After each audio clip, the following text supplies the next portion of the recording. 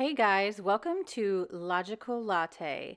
This is a channel that is dedicated to giving you a jolt of logic in the political sphere. Okay, so we're going to talk about last night's debate, the presidential debate, the final debate of 2020.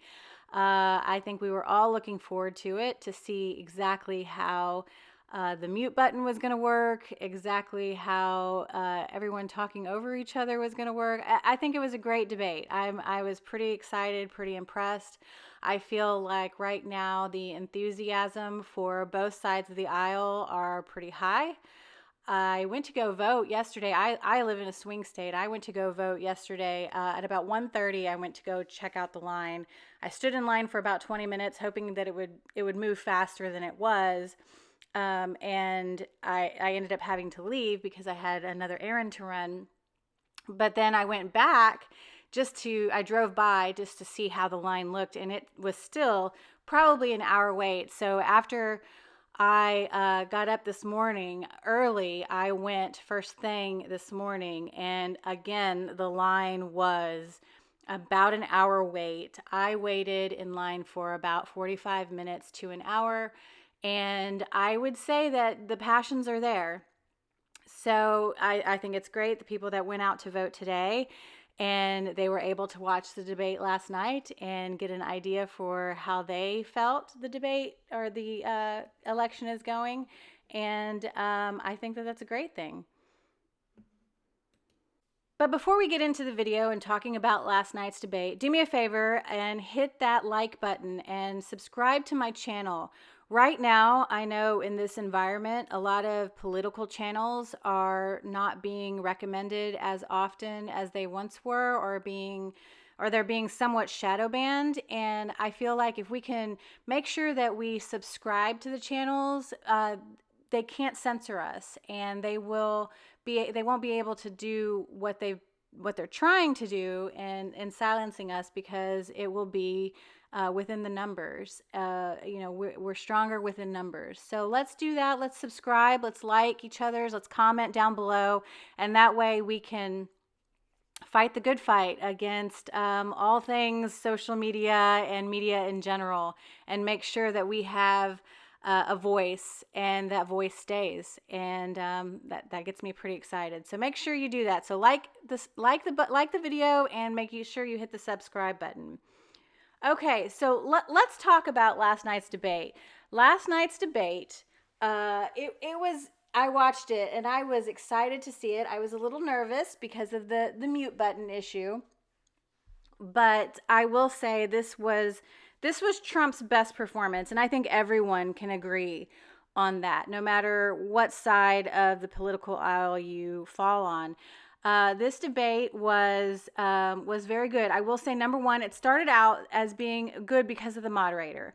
She was a very fair moderator for coming into a debate. Where conservatives usually feel like they are not fairly treated in a debate. In a debate setting, usually they feel like the questions are catered to as gotcha questions. Like back in the 90s when they asked George Bush Sr. how much a gallon of milk was, those kinds of things. I think last night was a substantive debate, and the questions were fair. I think she asked questions that were difficult to both candidates, and I think that's great. So even though she has spent time with, on Christmas with Obama, and she's asked incredibly biased questions in the White House press corps, I think she did a good job. So props to her. Second, with that, President Trump came off as very presidential. He was not overly combative, which made him more relatable to middle America. And I think that is what he really needed to come across as somebody who is not just overly rambunctious to fight and to argue and to always be right. So I think that made the suburban mom feel very comfortable with what he's doing and how he's doing it. And he's not a politician. We keep hearing that, and I agree with that. I just think that sometimes he can come off as a little aggressive, which can rub people the wrong way. So I think last night he was more relatable. And then also Biden having so much time to speak without being interrupted for that 2 minutes that he was given every after every question, it just gave him more time to hang himself. So he absolutely came off as a little tired, and he would get lost a little bit in some of his answers. And so, therefore, you were able to really see the two men for what they were. Besides all of the issues and how you fall in thinking of the issues themselves, you know that they're two different types of people. And in my opinion, you see Trump as someone who has a lot of energy, who knows the issues. You may not agree with him, but he knows the issues. He has a lot to say, and he is energetic. And then on the other side, you have, Joe Biden, who was not everybody's first choice on the left, and he just seems a little tired, and he just seems a little bit confused at times. And I think that really showed last night. I will say that there were a few times where I felt like Joe Biden just hung himself, and he had no idea that he was even doing it. If for him to come out and say, I'm not going to ban fracking, I never said that, and then for there to be video of it, I think he's living in the 1980s when he was in Congress, and he could lie and the media would cover it up. You can't cover that kind of thing up anymore.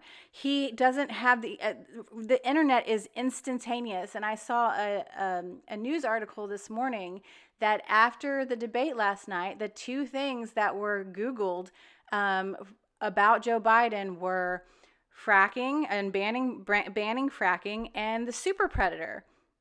So those are things that he can't hide from anymore.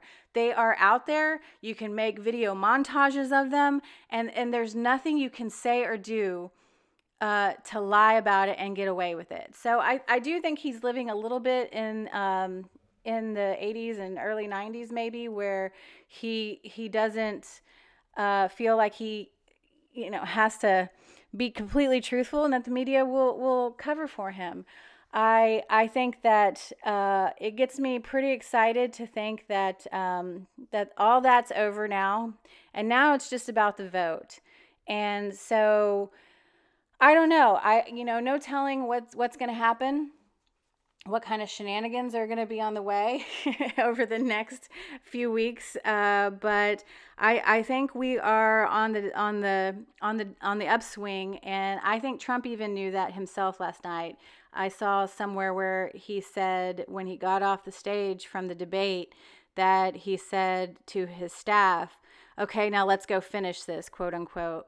And I think he knows he did great. And I think they see their internal poll numbers. And I'm hoping that those internal poll numbers are real, and that they come to fruition. So we'll see what happens over the next 11 days or so. And I hope that we know who wins the election within a reasonable amount of time. I do hope that there's not going to be this constant, Supreme Court fight and all those things over the next 10 or 11 days after the election. So hopefully we can have an answer and it can be done, said, over. But I think last night was the culmination of where we are, and game, set, match. And we will see how this Hunter thing plays out over the next few days, and we will see how the polls start really tightening. But I got to tell you, I feel good about last night. Now being on the Trump train and being a Trump supporter, I can tell you right now, I feel really good about how it went, and hopefully we will have a new term starting in January, and we can get some stuff done, because I do think that there was a lot of time wasted over the last 4 years on conspiracy theories of Russia and hoaxes of presidential impeachments and all the things. So hopefully we can get on track, get the things done that we want to get done, and move on. So thanks for listening. We hope to have another one of these up soon, and we'll talk to you on the other side. Now remember, make sure you like and subscribe to my channel, and we'll see you again soon. Thanks.